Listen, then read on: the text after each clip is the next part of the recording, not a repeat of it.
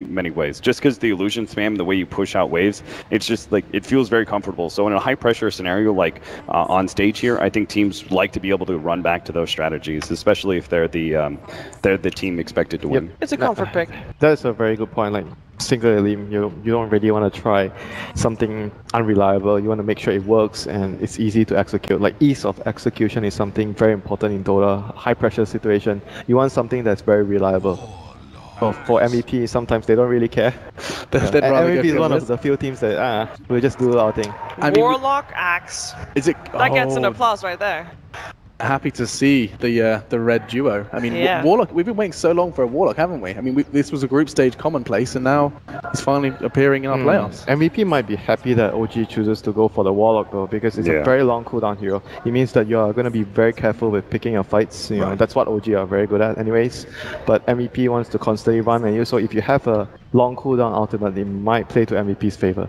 Yeah, I think many teams are, even though the mindset is trying to change, I think teams still suffer from losing a team fight against a big ability, and you have this cooldown, you have this opening to be able to keep up pressure, but I think some teams are a little bit hard to be able to recover from a loss like that, a lost team fight, and still go in with confidence. I think MVP is one of those teams who will absolutely be like, all right, whatever, we lost that last fight, but now they don't have golems, let's go again, and they'll go with full confidence. They have to be very careful though. The thing with Warlock is it's a long cooldown, but every time they use the Warlock ultimate, it's very likely that it gains you not only the fight, but it gains you an objective. It takes a tower, because it allows you to push. If used properly. Yeah, if used properly. That's the thing with the ultimate, but... And it's also an ability you don't want to use defensively, you don't want, right? But then at the same time, even though MVP wants to constantly fight, you don't want to take too much loss against a big cooldown ultimate, even though you want to keep fighting. Because if you lose too much out of one long big cooldown, then it might like cripple you too much for the later fight. So you want to bait out the fight,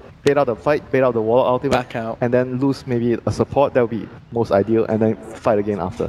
And that's in some ways, I think, why Warlock also comes back, because he's still, it's not just the golems, he has also Fatal Bonds, which ensures a lot of extra damage that goes down that can perhaps get you those extra kills, and then even the catch of Upheaval has been buffed up multiple times, so now you actually are both able to force the fights and be able to make sure that they're not able to just immediately back out. So you can get those extra catches sometimes. So something I'm interested to know is that we were talking and singing the praises of what synergizes well with Fatal Bonds. I mean, we saw the Venomancer Warlock work oh so well. I'd like to know what you guys would suggest could be synergizing well with it in this draft. Earth Spirit.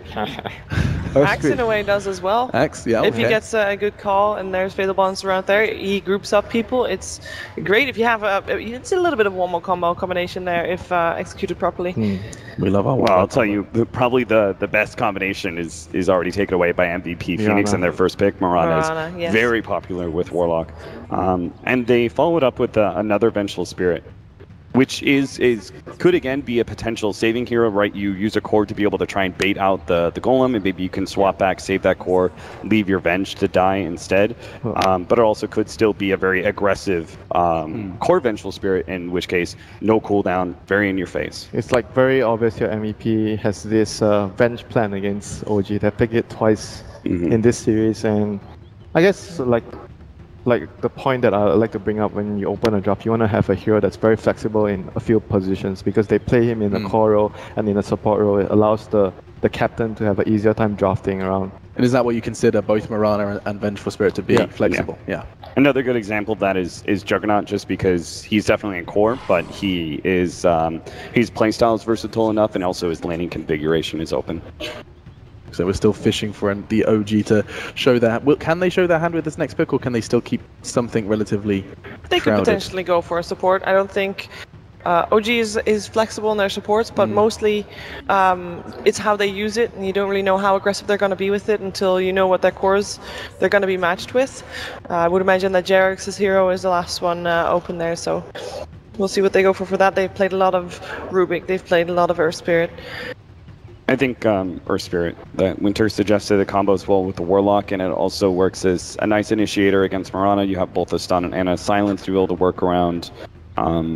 And I think it sets the tempo. I think you want to be able to do that when you have an Axe. Axe is very much a momentum-based offlaner.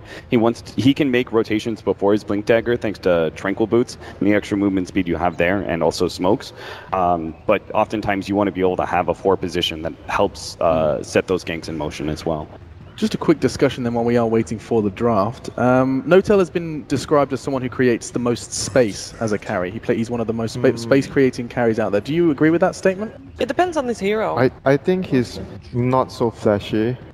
He makes space, but he's at times takes space when he needs to. Boston likes Pudge. Yes, they do. They do. I think every country, every city, Pudge Mirana. they always like to see a Pudge. I think something really important, I don't think we've hit on this enough, is that I think Notail is a very hardworking and versatile player, and on the previous OG he played more of a space creator, and on this OG he, I think, has more opportunities to shine, because sometimes Anna will play the space creator for you, and Notail, I think, he's not the flashiest of players, right, but I think he would be, I think a word to look for is like reliable. Right, I think he is a very reliable player, and that's why, like, sometimes he's like heroes like Dragonite or Razor, like he could do exceptionally well on, and you think of that hero as just kind of like he's always going to do his job, right? Sure. So He is the reason Naga Siren gets banned almost every time against OG, because he just plays that hero perfectly, which means it's very annoying to deal with. Not a lot of mistakes coming out from him, as we will see Anna Invoker, which was actually, they played it once before, and it was one of the games that they lost. Yep, very just solid and straightforward stuff from OG. Good team fight, good setup for the Sunstrike. Pretty good lanes as well. Warlock does not only have good team fight, but he provides you with very good lanes. It's very good to zone the offlaners, and MVP's Pudge pick is kind of. I feel like you're not happy. I don't think you're a fan of it. I mean, it's What are you gonna combine it good with? against. I mean, it's good against the Axe, because Axe blinks in. He wants to call and kill your teammate. You act as a save, but they already have the bench for that, and so they have the Pudge on top of. Yeah. There's a Weaver still again. They do like that He's like a hero that heavily relies. It's an unreliable hero. It heavily relies on the player itself. Like, the player has to be one with the hero, and you understand the hero very well and you need to take a lot of risk with Pudge. It's a very risky hero to pick. Risk and reward, but I mean, you High heard risk, it, high reward. Yeah, you heard it from the casters just before, after the first series did conclude. They were saying, if ever you had done something special, if ever you had a curveball, if you had I'm tired of these horrible cliches, ace up your sleeve, blah blah blah. But you know what I'm saying is, if you lose this game of Dota, you are out of the major. Yeah. If you lose this next game, you are out, and so Lose they in style. And on the other they want side, to lose in style. if you win this game, you double your prize pool. So, there's some Yeah. incentive there. Absolutely. And let's not forget, OG are looking at a bit of a revenge here. Yeah. I mean, this MVP squad is the team that knocked them down from the upper bracket at TI6. So there is, I think, in some small way, something to prove here for OG. Just because they did not get their, obviously, desired result. I mean, think about the Pudge here. He only has like one setup. The Venge stun is not that easy to hit in a lot of cases, so the Pudge has to land his own hooks, Yeah, they're either gonna go off real hard with arrows and hooks, or they're gonna fail miserably. There's going to be lots of tumbleweeds. Yeah. But at the same time, because Mirana is very likely their mid hero, Yeah. so she's going to provide the team with a lot of deep push, wave clear. They're going to be able to push the lanes and find the fights that they want to. And there's a couple of defensive spots that OG could hide in that you could very easily try and get an arrow or a hook on and see if someone's hiding out. As Void is their last ban, I'm wondering if they're going to go for a hero that could have some sort of setup for an arrow or a hook, because... There's not many heroes though. Yeah. Assuming the Venge and Pudge are the supports they would need. And offlane Weaver, I'm not sure about offlane Weaver or safe lane Weaver right now. If you want setup, it's more likely an offlane hero. But I'm not like a big fan of a safe lane Weaver. I think if you pick Weaver, you do it like on a support or offlane, or you do a tri lane on the enemy. You try to make the most of the hero in the early stage. I think that hero has, I think he has very specific peaks, right? And the rest are all valleys. Very timing orientated. So it's hard to run him as a reliable, like, Carry. safe lane carry, because it's like, okay, you have like this window to operate. Do something now. You gotta win the game in that that play, and I think that's really hard to do. So, especially in this patch, I think people like to be able to see a little bit more longevity to their strategies. They want to be able to see that if it goes 45 minutes, 55 minutes, we can still play. And it looks like you're going to get that Ursa after all. Off lane Weaver, yep, and safe lane Ursa. Pretty good lane to deal with the Axe early. He might have to Iron Talon jungle and just not go to the lane. But that's not a problem, right? Axe is one of the faster Iron Talon junglers Yeah, out there. him and Daxia are both the fastest Iron Talon junglers. That doesn't mean and that you give Benno. a free lane to the Ursa. And Benno. Yeah. And I would say they don't have the most disruptive supports to push strat incoming. And that is a no-chill hero to its core. Well, I like it. if Terrorblade gets away with the laning phase, he's going to be very, very good here. Okay, Terrorblade, the final. Was that just a little bit of that curve we were looking for? That little bit of something special? Yeah, Terrorblade is also a risky pick though, because if the laning phase fails for that hero, the hero is like badly crippled if he doesn't have a good laning phase.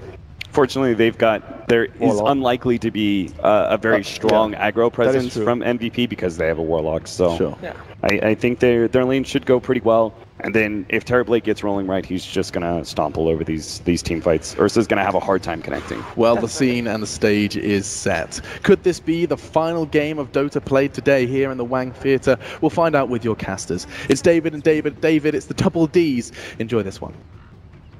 Is he hitting on me, or is that just me?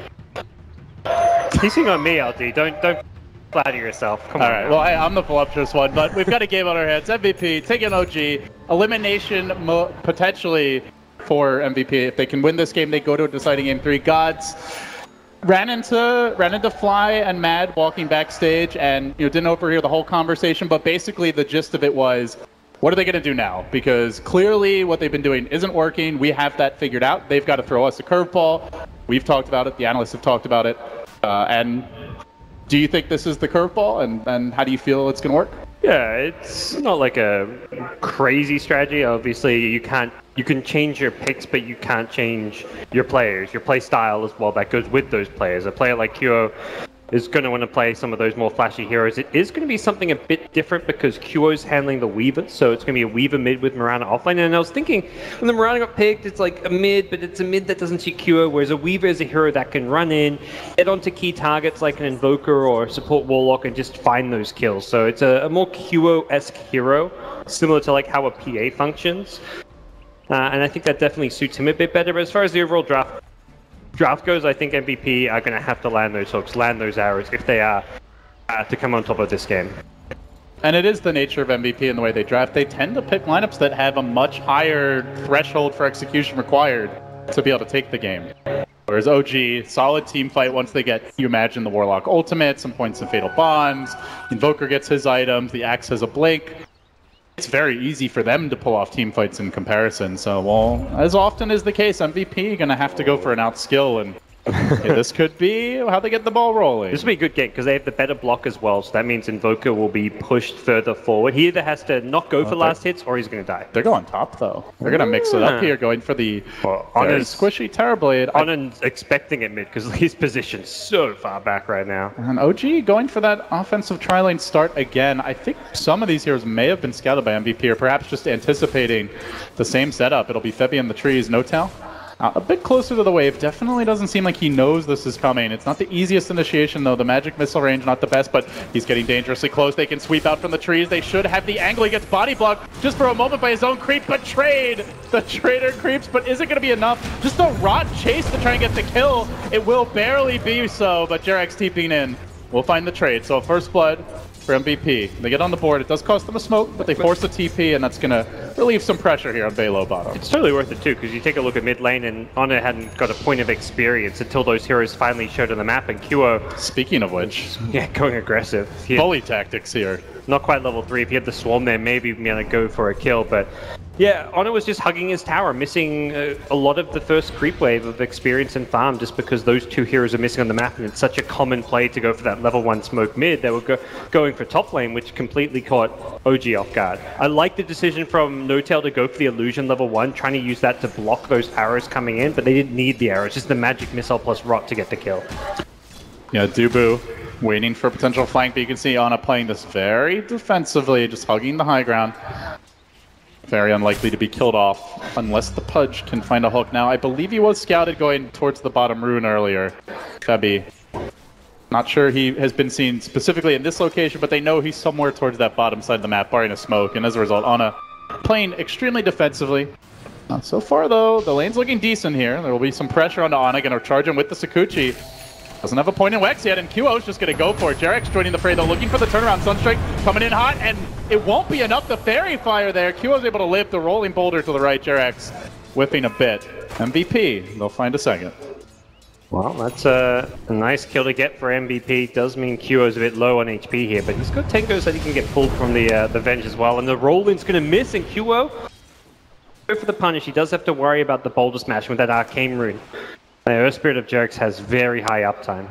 And no stun on Dubu was just a wee bit short as far as mana goes, but he will have it now if he chooses to stick around. And in fact, another smoke, so you can clearly see the game plan for MVP, as you would expect with this draft. They are going to be constantly shifting positions on their supports, looking for pickoffs. Ana, again, starting to take some heavy pressure in the mid lane. It's going to require Jerax as well as Fly to come in and try to assist them. This is the kind of start you want to slow an Invoker down, but there's the Boulder Smash, follow up Sunstrike, not enough damage. In fact, Dubu there with the turnaround, the Cold Snap. Oh, he's able to fade just in time. Sakuchi to the rescue, and Ana will be thwarted once again. Was very, very Meanwhile, close. Fly gonna take some punishing here, but there is a Berserker's call, so Velo doesn't want to push it. 6 stacks of Fury swipes on him, so Espo has to be very careful here. Any kind of hook or Earthshock could be the death of him. He really wants to reset that, and it looks like he'll get the ability. He'll get to. Garrick's going for the suicide now, but already MVP. Off to a decent start. That said, though, the side lanes are farming well for OG Gods. S4 basically free farm as there's a hook bottom. Will catch out Fly. Will they have the follow-up? He's got the Earthshock. He instead turns back onto S4. Febby trying to kill Fly up. They're going for the twofer, and they might just get it, but then Jerax arrives. Boulder Smash comes through. Will connect on Febby. Nilo still giving chase. S4, 5 stacks, but he's salving up. He's juking through the trees. He winds his way around. He starts to get out, but Dubu there to cut him off at the pass. At least he hopes so. It will be enough, but Fly able to limp away. So they get the core. All the while, No Tail is just freely farming up in this top lane, and we're starting to really struggle in what's become a 1v1. Yeah, it's not going to be a lane that Mirana can do great in that 1v1. When Metamorph is up, you have to be pretty scared and for it. Just need to respect No Tail's pressure coming in. But the big thing is you want to try win those other 2 lanes. Pressure the Invoker at mid, find the kills at bottom. MVP, you're okay exchanging that for the free farm of Terrorblade. And so far they've done pretty decent, only 12 CS on Honor's Invoker, and QO's looking to pose a big threat on him in this mid lane. Jerax just camping out mid, but he was scouted for a moment there.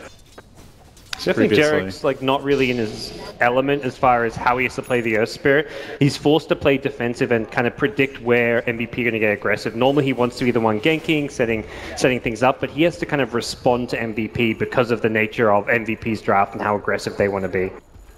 Yeah, keeping an eye on OG. They have already started stacking Ancients, and this is something that we have seen a lot from teams over the last 4 to 5 months, where when they run the Axe, it's often the early Vanguard. They will try to, whether it's a Shadow Demon disrupting the Axe or just someone to heal him in the form of the Warlock, they try to clear Ancients early and get that farm advantage. And specifically for OG, it's been a big component of their play style.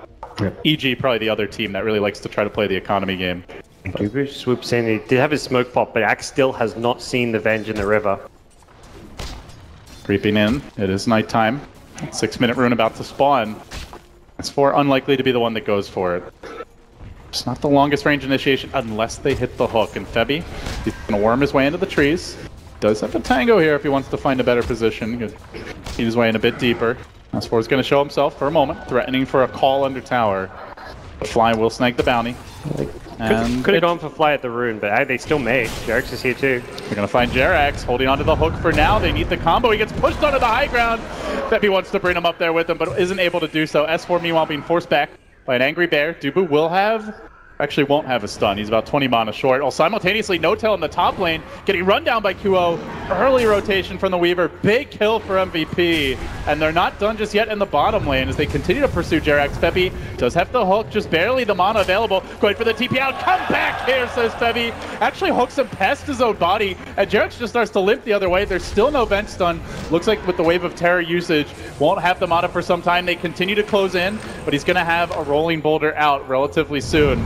He wants to go for it. Juking down to the low ground. See you later, he says. And now, time for the Roche suicide. So after all that, meanwhile mid, QO continued to duke it out with Ana. This tempo is the kind of tempo that MVP generally wants, Scott. It's very aggressive, constant lane shifting, and not allowing OG to play the farm game. Yeah, this is perfect for them. Perfect for QO to be on a hero that can play as aggressive as he is. The 2 supports are just kind of freely moving around as a 2-man unit, having some success here and there. Not quite getting as many kills as they perhaps hoped for because of how annoying Jerax is being. And really hats off to Jerks. He's kind of salvaged this early game for OG. He's basically been buying time for his carries to get all the farm they're getting because he's keeping those supports busy and not even dying. Both of his deaths, the suicide. So MVP haven't found as many kills as perhaps they were hoping for with the supports. It's been more QO rotating around, finding some action. Velo on the Ursa getting one, so we're going to see if the Pudge can truly come online and start landing some of those hooks soon. So he is going to go for another smoke gank here at top lane, it looks like. Him and Dubu, these two-man smokes have been the name of the game. This is the third two-man smoke from this support duo. No TP on Fly. There is one on Jerax, but he's busy dealing with an angry bear, and the scan will be on the mark. So they know he's likely in the area, still under cover of smoke. They move in. Febby was revealed. He lobs out the hook. And with that, the jig is up. They do get the lane ward down. They might be able to intercept Jerax.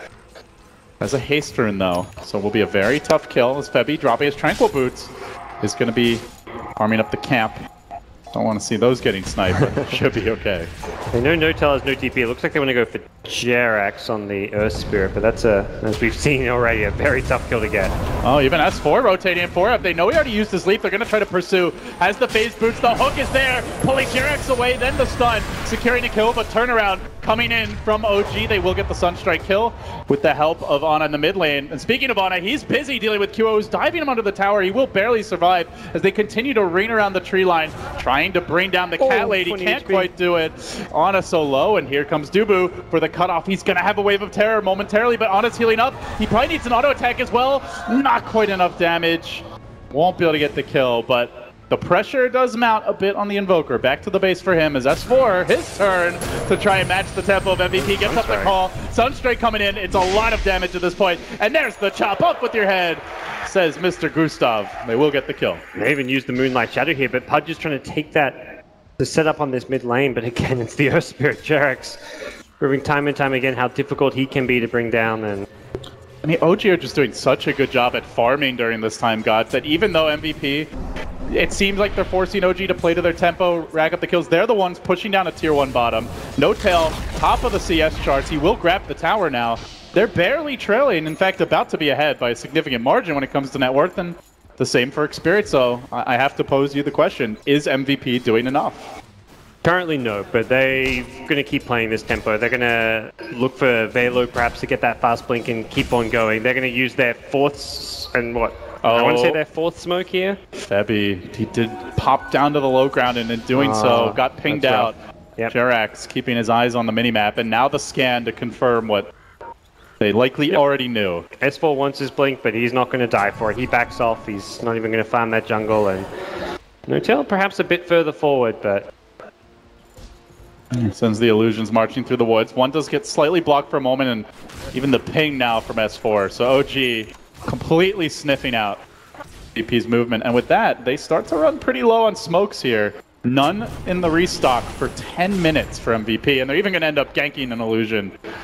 they use 4 smokes in 10 minutes. I haven't seen that in a long time. Normally you use 1 smoke in the first 10 minutes and then 2 to 3 smokes in the mid game. They have 0 smokes for the mid game. And in spite of that, Ana already has his Midas. He wants to use it, but they're going to look for the punish here. The double Starfall connects. Sunstrike up the mark. Jerax going away, and Febby wanted to reel him back in with the hook mid-roll, but can't quite find the range. Yeah.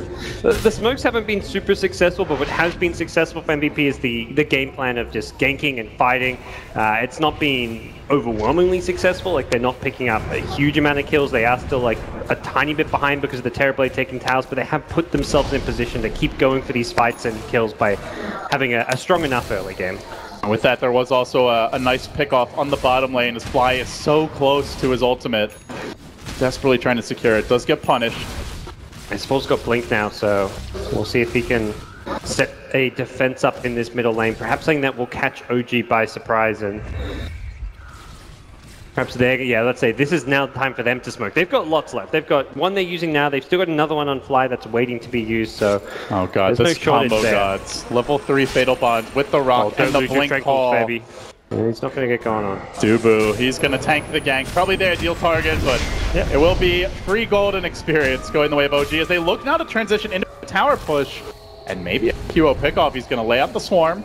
Already the glyph committed, but you're against the Terrorblade. This hero pushes extremely hard and very fast. Velo sneaking in, undercover Moonlight Shadow. They're going to drop the rock to try and take this fight, bringing down Bebby, and now looking for the follow-up Starstorm. No Tail Shatters too, and Velo trying to lock onto a target. He will set S4, running him down with the Cloud.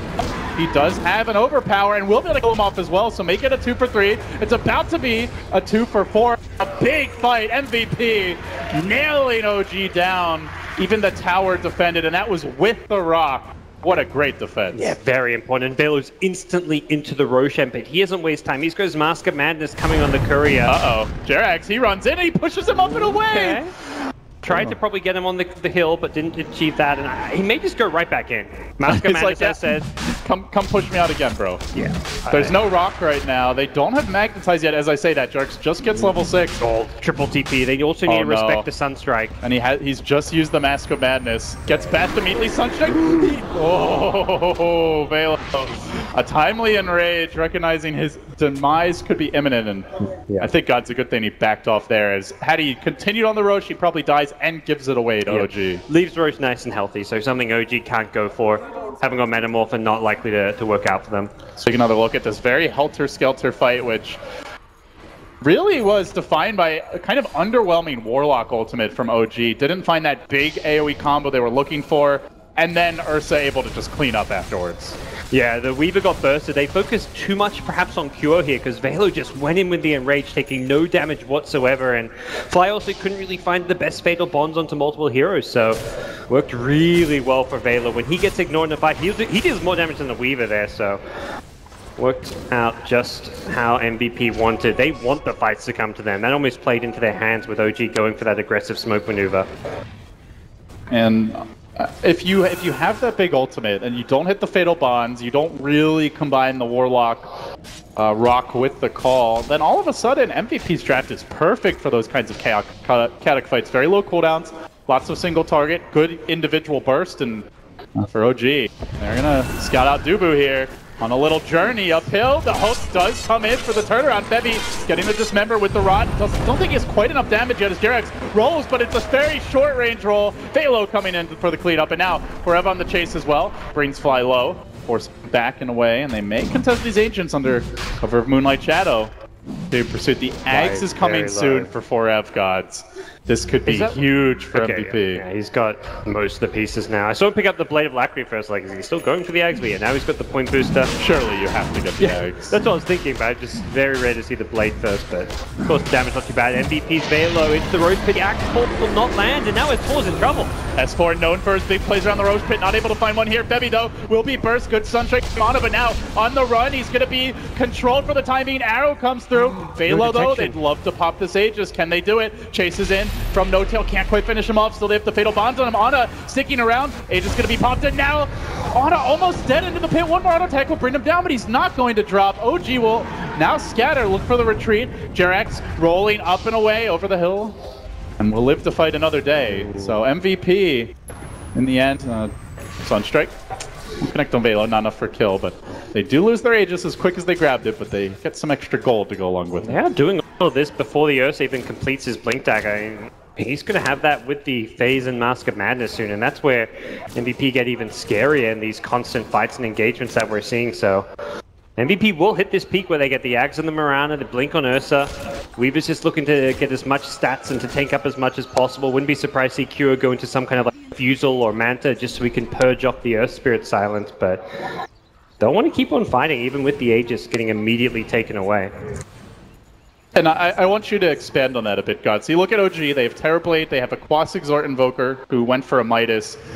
We heard briefly from the panel they thought if the Terrorblade gets away with a decent laning stage, it's going to be very tough to deal with. So I'll ask you, how do you see these teams matching up if MVP's not able to just completely run them over at this stage? Can MVP take it later, or are they just going to be in OG's doghouse at that point? They can do it right. Mirana's very good at dealing with those illusions. Nice hook to bail out Dubu.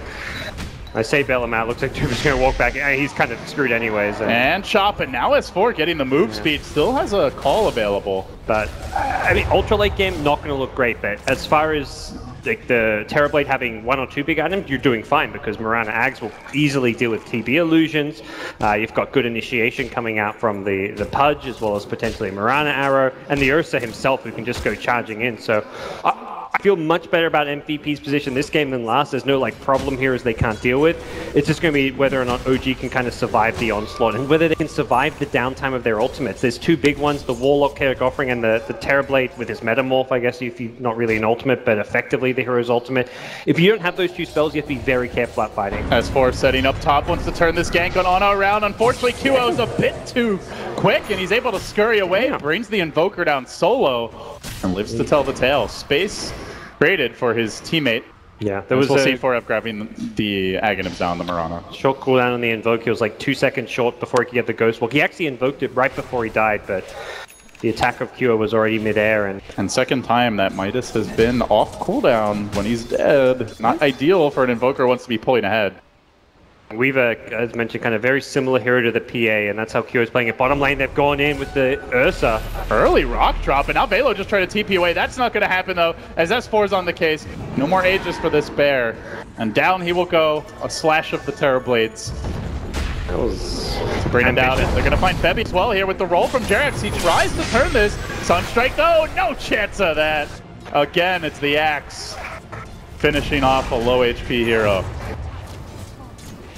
Yeah, that was way too aggressive coming out from Velo's Ursa, but it's one of those things where you're kind of feeling it. You've had a really good start. He was 5-0 before that, so he was on a big kill streak, which makes the death hurt him even that much more. But as it stands, MP just kind of need to keep their cool. They're in a position where they can go well and scale into the mid game. QO's got 2.5k gold, 4's got the Accept that we talked about him really needing, and now they've got cooldown on the Wall of Rock, so now if they want to look to fight, it's only the Metamorphosis they have to worry about. Oh, S4, they could go for an arrow play here. He was scouted by a freshly planted ward, but... That was 2 towers for QO. He just suddenly racks up a huge amount of gold off of that, so all in all, the trades we just kind of saw, say, slightly favoring MVP. You know, gods, I hate to harp on this, but I have to bring it up again. 2 games in a row now where Dubu really struggles in the level progression. He's 5 at 19 minutes.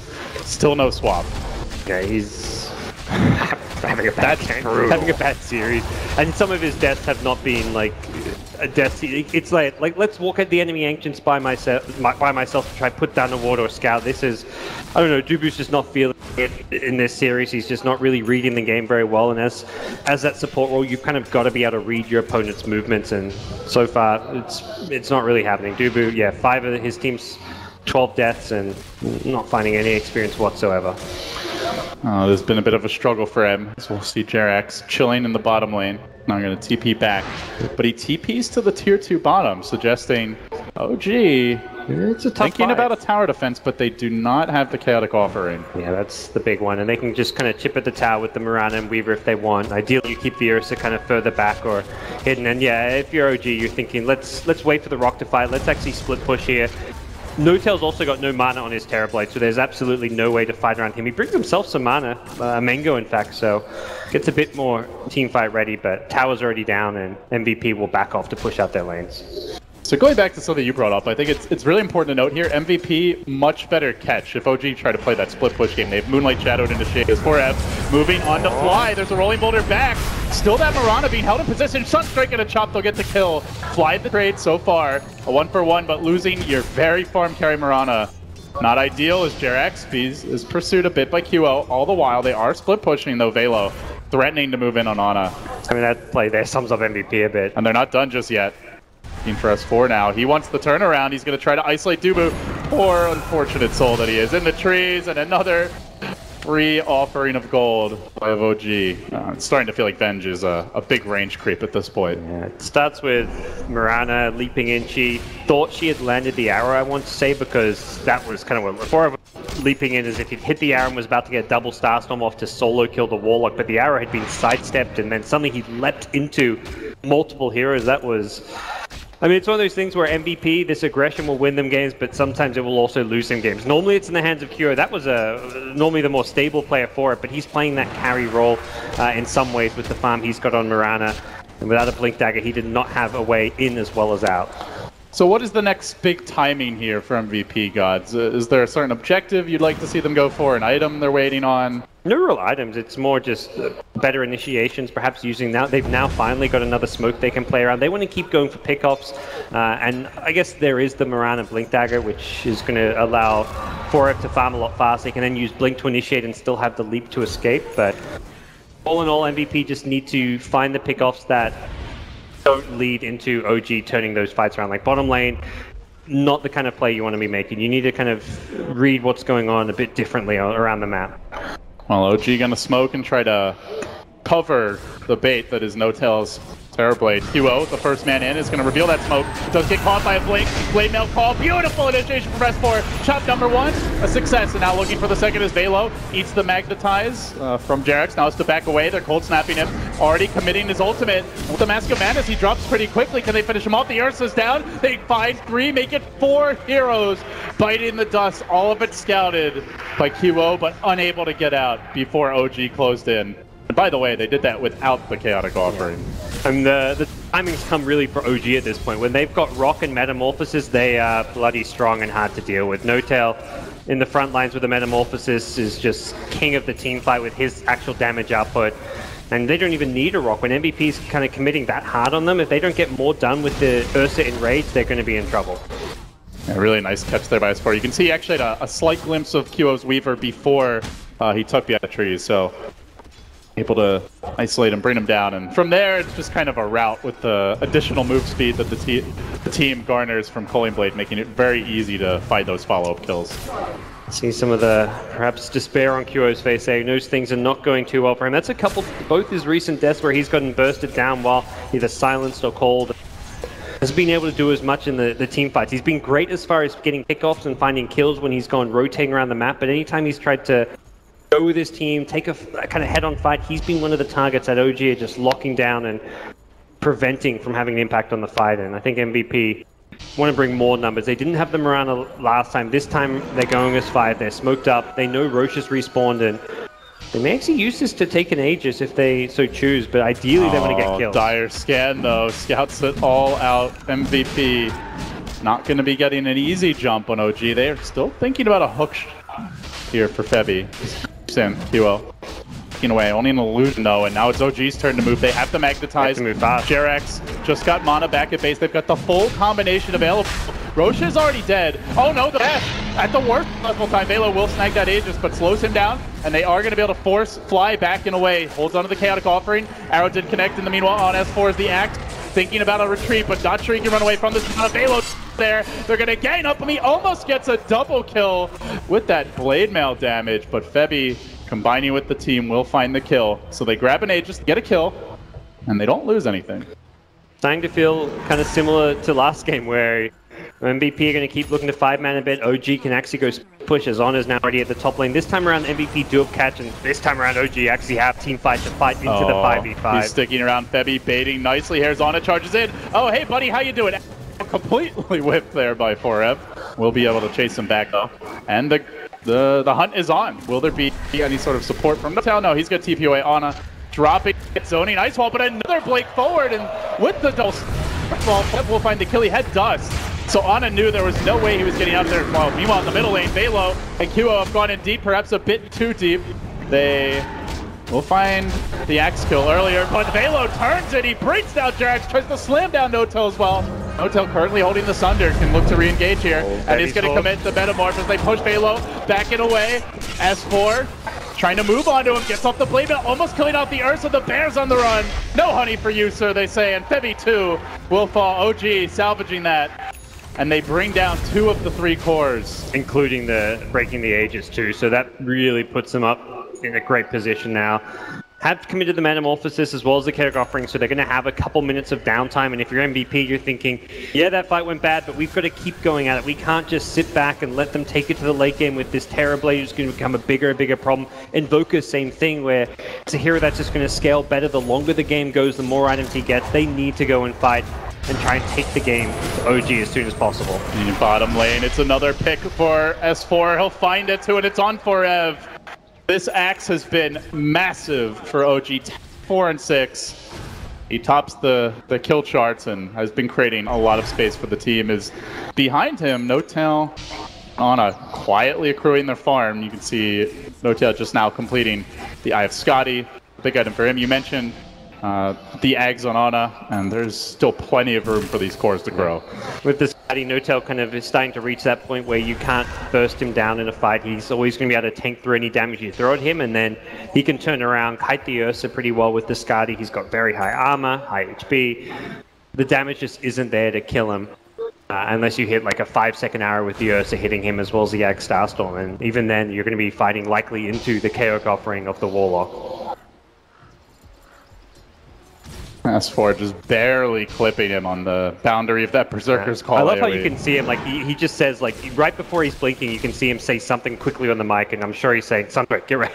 Like that's him talking to Honor there, like making sure that the Sunstrike's coming, and OG get themselves a straightforward pick off and setting themselves up to have a very good late game here. And all they need to do is get to that late game point with farm across the board on their cores, and that's exactly what they're doing. Ursa, not a hero known for his ability to scale the longer the game goes on, and we're kind of starting to reach that point where this Ursa is having greater and greater difficulties actually fighting into OG because of how he gets kited around and they have a lot of kiting tools. Yeah. The Invoker with Ags alone is a one-man army for that, and the Earth Spirit, we've seen Jerax consistently shoving him away. You even have to worry, no matter what, always about the call as well as the rock. It's tough, but they look for Ana bottom lane, gets off the Tornado as the Moonlight Shadow is used to try and disengage. They want to back out. The trap has been laid, and Febi, probably the first one to bite it, though. In comes Velo with a big bash. Ana, though, dropping the ice wall, scurrying away, healed up by Fly, saved at the last hour, and now the turn. QO,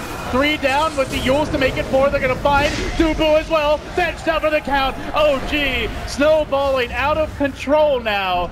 They get 26-19, and what do you know, gods? They could go late, but they say no, nay. We end this one now, or at least try, onto the high ground and into the breach. Yeah, anytime they're fighting around Metamorphosis in the Chaos offering, there's just not much MVP can do. Best case scenario, Ursa gets off the Enrage, kills one, and then gets kited and dies, but he doesn't even get the Enrage off. He got bursted so damn fast by the Invoker and the Terrorblade there, and they're going to lose one Drax, possibly even multiple here if OG go for the mid one. But with Metamorphosis wearing off, this is a team who will likely back off, play it safe, look to reset.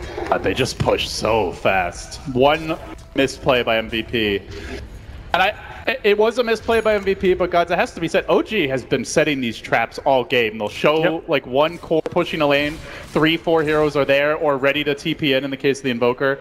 We're going to see it again now. Oh, hey guys, here's the Invoker, come and get on it. But little do you know, there's already 3-4 heroes streaming to the bottom lane to counter-initiate. And it's one of those scenarios where a lot of teams would just let their support Pudge die, like, well, it's just a Pudge, let's leave him there to die. Mirana actually leaped away, but this is MVP.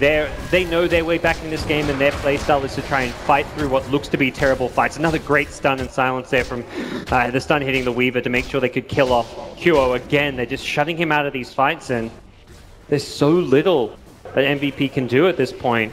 They're just playing into OG's hands. You kind of mentioned they're just laying these baits, and it's always Jerax as well as Fly turning these fights around, as well as S4 on this axe. 12-4-7. He's really stood out as far as punishing MVP throughout this game. Speaking of the man, he's out farming a Mirana. Now, granted, they do have a bit of a tower advantage here, but that is impressive, to put it mildly. And now it gets harder to find these pickups. The item's just going to accrue as Rax money goes OG's way. Moonlight Shadow as they try to counter-initiate, but already the Sunstrike damage done. Another death for Dubu. What else is new? But can they turn this fight around? Good magnetize. And then No-Tail gets to work, slicing through the Ursa, easily bringing him down. 4 have fallen. 4 have trying to get at least a solitary kill of this fight. Will taser Jerax and leaps away, but OG, they go for the real prize now. That's going to be potentially a second lane of Rax. With that, punching their ticket into the round of 8. It is absolute desperation time as MVP fight with their tournament lives on the line. The Axe even lived his way through that one. The Terrorblade's going to have Metamorphosis back up with a Manta style. That's a second lane of Rax with no clip available, and possibly even Mega Creeps if they want to go for top. They've even got the Warlock ultimate. If MVP respawn to fight, they're in for some hurt. It's over, gods. They've already lost 2 lanes. They don't have buybacks here. They're going to lose a 3rd, most likely, before they can even get back into position. Even if they get a team wipe, I'm not sure it's enough, as the rock drops. An emphatic shutdown from OG. The Green Dream lives on here in Boston today. They will move into the round of 8 in convincing fashion. Yeah, it's a tough first round opponent for MVP, but that's where that poor group stage performance really hurts them, and versing one of the tournament favorites in the first round. OG get the job done. They 2-0 MB